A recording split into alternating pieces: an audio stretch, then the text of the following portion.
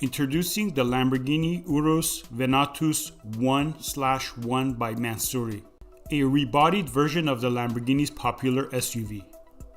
It gets a comprehensive rework at both the front and rear to create something which looks even more aggressive than the standard model.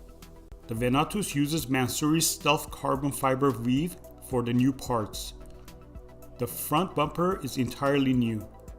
Gone are the controversial design elements, replaced with wide open air intakes, styled to make it look ultra aggressive. The engine has not been touched for now. Mansory does fit a new set of wheels though, 24-inch Yavin design which uses narrow spokes to increase ventilation of the brakes. Inside, the changes are less extreme. Mansory has fitted a new aluminum pedal set and a redesigned steering wheel. Floor mats and carbon fiber inserts are also visible.